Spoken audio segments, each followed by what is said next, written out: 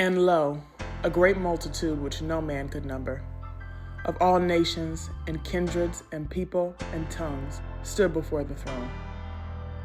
July 2024, my friend Danielle and I flew to Manchester for our first Prayer Storm conference, a life-changing experience that further ignited us in prayer and birthed a love for Great Britain.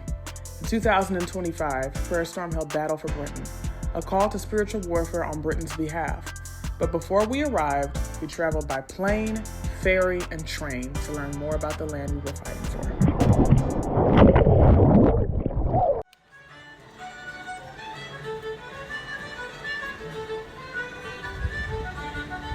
The grass is green. The plains are beautiful. The people are joyful. Ireland. Hello and welcome to Ireland. We are in Dublin. Amazing. Well, really, we're in a city called Swords that's outside of Dublin. So on the way to the Battle for Britain, we land in a place called Swords. Well, if you know, you know. The United Kingdom is made up of 4 countries: Northern Ireland, Scotland, Wales, and England. And when we landed in Dublin, we found out just how deep that history goes. A yellow registration plate? Yeah. Well, that's from the north. Okay. Right? We've got white down the south. Okay. So when you're driving around Shankill area, they know the cars from the south, you know? Oh, okay. So they do. So they'll mess with you because... Well, yeah, because we're Catholics and they're Protestants. Oh, okay. So just stupidly bargaining over religion, you know? Uh-huh. You know? But so then what happened when the UK, took over? So basically, that's a long time ago now. So basically, England invaded Ireland, and back in 1916, then the Irish fought the English to get them out of Ireland. So they basically kept 6 counties up the north, and the other 26 counties then still belong to the Republic. Okay. You know. So I thought that the English took Ireland because the English were Protestant, and they wanted Ireland to be Protestant. Well, they basically just invaded us because they just wanted the land. They wanted land, yeah. Yeah. Absolutely. And Ireland, sure, we're so fucking small, you know. So it's an easy one to invade, you know. But is that why the North is Protestant because the UK invaded, or were they Protestant before that? That now I couldn't tell you. Okay. I'd be lying to you if I said yes. Okay. You know.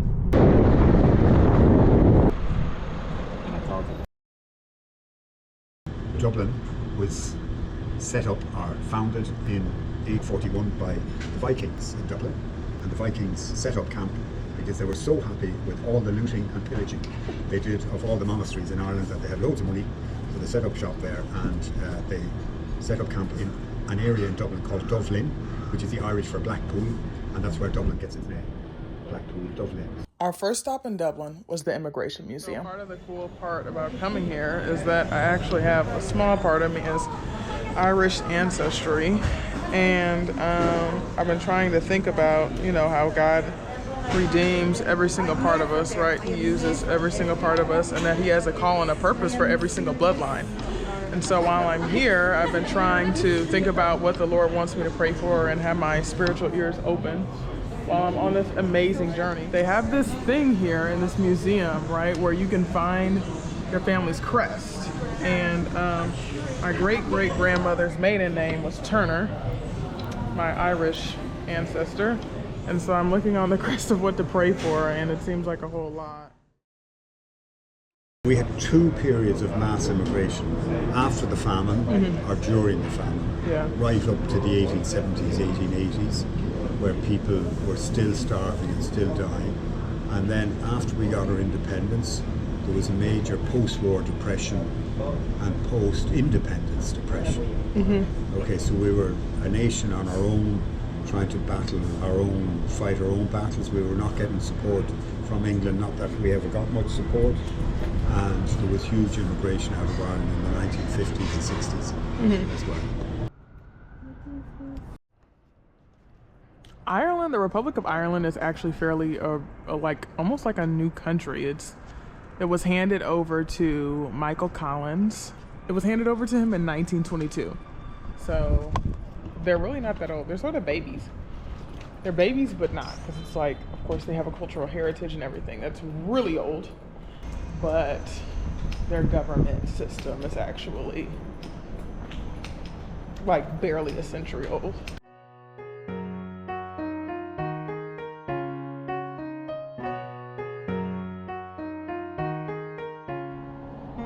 How are you?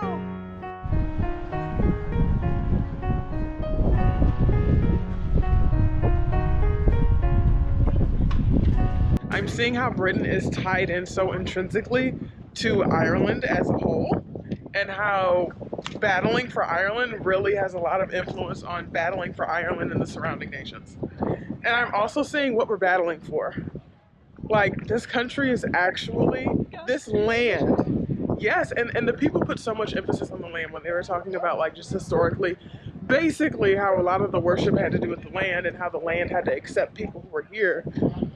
Like, this land obviously has so much sin on it, but so much grace. Look how it's so gorgeous. Yes, I want this land to be redeemed more after seeing how gorgeous it is, which maybe is showing how selfish I am. But it's not. Why is it selfish? Because it's like, once you see that you like it, you care more. But it's like, you see the value. Right? Like, I mean, people, you see the value in people, whether it's not just the outside, but once you interact with it more, get to know it more, travel a person more, really, like emotionally. You get more empathy. You do. And that's what happened with us today in Ireland. Considering how many people left Ireland and immigrated into other places, they have a lot of like exhibits and interactive things for people that are coming back to Ireland to find out their heritage. Apparently at the beginning of the 5th century, there were 120 kingdoms in Ireland, 4 main provincial kingdoms, and then they all paid and gave homage to one great king. They fought amongst each other, and every single kingdom has its own crest. Every family has its own crest. And the surnames of the families with the crests have meaning in Gaelic language, denoting who they were basically in society. Were they descendants of kings? Were they herdsmen?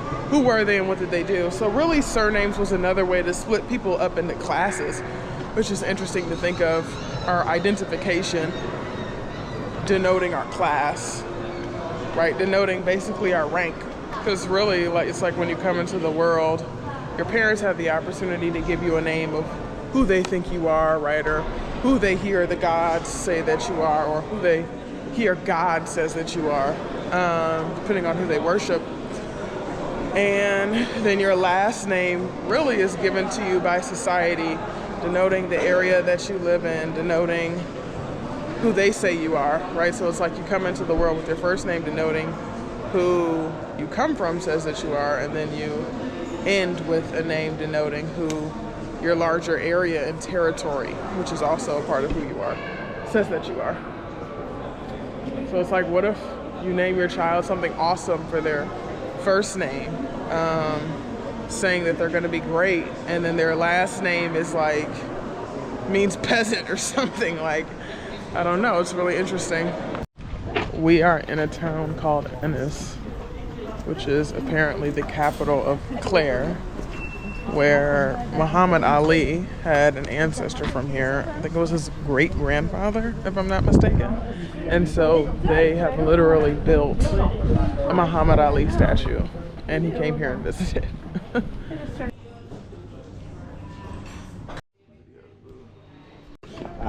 The green is for Catholicism, orange is for Unionism, which is Protestants, and the white is for peace between the two. Wow. And it was given, the suggestion was brought back from France, because France are blue, red and white, and it was the French Republicans, or the women of the French Republic, suggested those colours to a young man called Thomas Marr. There's loads of Irish Catholics, loads of Irish Protestants as well in this country, loads. And some of my best friends are Protestants, But it's up north is where the problem is, because north is occupied. So we perceive it to be a Catholic Protestant divide. It's more the occupation is the problem, as in it's controlled by Britain up there, and we want that part of our country back. Yesterday we went to Bunratty Castle, and while we were at Bunratty, they had this section where you can put in your surname, and so I put in my great-great-grandmother's surname, which turned out to be Scottish. And it said that originally they were Nordic Vikings, and then they became Scottish, and then those Scottish people settled in Ireland, most likely because the English government was giving Irish Catholic land to Scottish Protestants. So basically I found out that my great-great-grandmother was more of a colonizer than somebody from Ireland. And now I'm saying this because I spent the day basically hearing about Irish history and Irish oppression, about how Great Britain had set out to take Ireland. And it was interesting to me because when I think about myself, when I think about my history, when I think about my family, I have only thought about the part that is the one being oppressed, or I mainly think about myself as the part that is having something taken from them or being taken themselves, right? Not taking from others. And so it was a little bit different point of view and perspective because, as I've stated, right, part of this journey is not just a self-identification journey, but it's mainly, right, the battle for Britain, the battle for land, finding out what I need to repent for in my bloodline. I was reading Psalm 84, and it's verse 5 that talks about, "Blessed is the man whose strength is in the Lord, whose heart is set on pilgrimage," which means that God ordains pilgrimage. It means that there is righteous pilgrimage, which means that there's also demonic and satanic pilgrimage. And so I repented for my family scoffing while other people wept, taking what they have. And all in the name, I guess, the name of Jesus. Sir, I rebuke you in the name of Jesus. How dare you call yourself a Christian? I repented for what my family had done on the land, and I'm praying that the Lord would redirect the pilgrimage of my bloodline for righteousness and use me to do that right now, because I'm on my way to Belfast, where my great-great-grandmother's family actually probably would have settled more than Dublin. But I'm gonna find it interesting to hear their perspective on the things that took place. And of course, the most important thing, why I'm here, is the battle for Britain. We are on our way to a breakfast spot that's supposed to be serving American breakfast in Belfast called Harlem. If they have beans, they're imposters. I wanted to ask you what you thought about the conflict, and if you would rather just be a part of Ireland and not. I would rather be a part of Ireland. Oh, okay. No, I'm Irish. See, the conflict wasn't between Catholics and Protestants. The conflict was between the Irish and the British. Okay. But what happened was one sort of way religion classed themselves as British, and most of the Catholics, Protestants, and most of the Catholics and Anglics wanted to be Irish. So when the conflict started, it was like the IRA fought against the British to try and remove the British from here. They've done a half of the job. They're still here, like. But so right here where we are now, this was a massive war from like 20 years ago. Yeah. Well, the conflict started in 1969 and lasted right up to 1996. I think was the last ceasefire was called. I think there was 3,500 people killed and hundreds of thousands of people injured, like maimed and injured. I lost three family members in the conflict.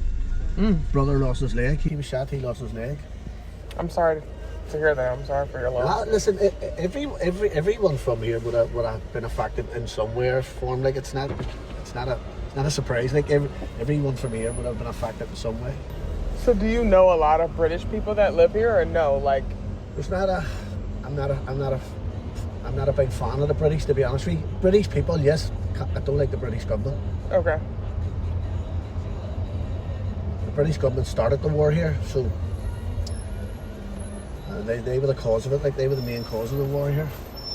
Most of the war was fought in the north of Ireland. Yeah, Okay. from when you go far back as 1916, they got independence from the British. They fought the British got independence, and then they segregated the country. They made it into the sort of way made this into a sectarian state. Where up here, if you were a Catholic or a Protestant, you had no job, you had no votes, you had no housing.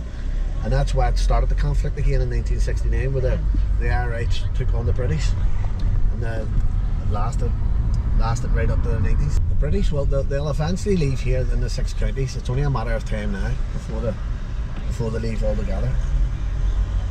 That's funny. Another Irishman that we met said the same thing. He was like, it's only a matter of time before. I mean, Island will be full. yeah, they have no right to be here whatsoever. Like, it's Ireland.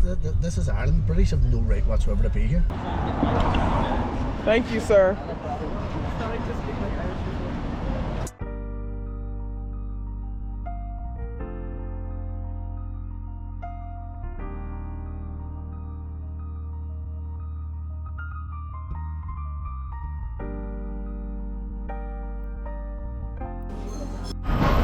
This northern part of Ireland is also known as Ulster. Ulster has its original flag, and then they have a flag that was made by the Unionists, which displays the crown of Britain over the flag being crowned there.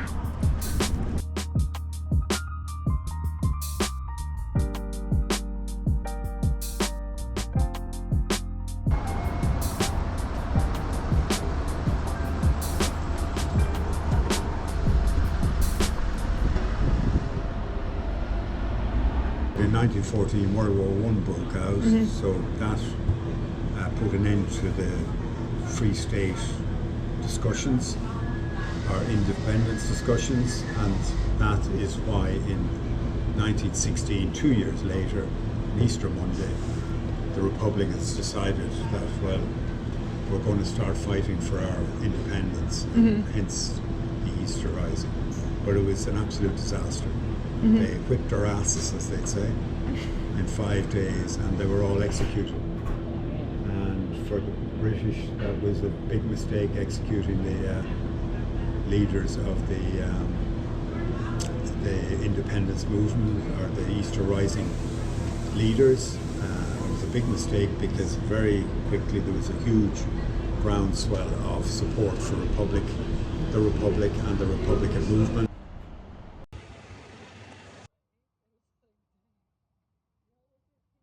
I felt like I was looking at the Berlin Wall. Oh, it's a horrible contraption, isn't it? Yeah. It really is. Like, It's really wild.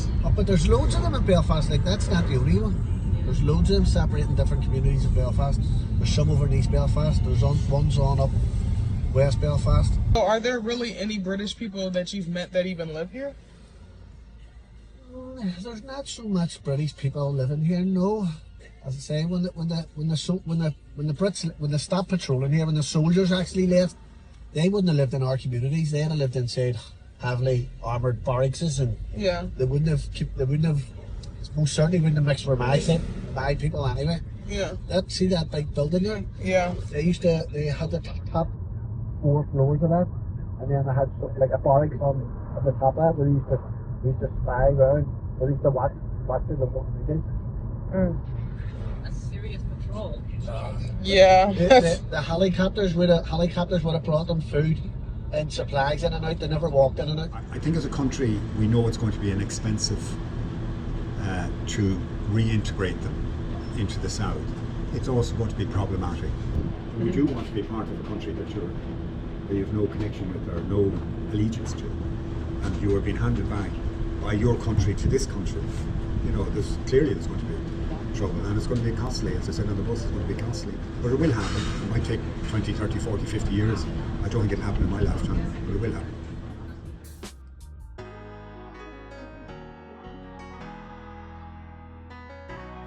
I always find it a privilege to visit any place, whether it's inside of the United States or outside of the United States, where anyone in my lineage has come through. I love getting to know other cultures, especially if that culture could in any way or is in any way related to me and who I am. I love Ireland. I love the land, of course. The land is gorgeous. But the people, the culture, how friendly, how hospitable Ireland is. This is definitely an experience that I'll always take with me.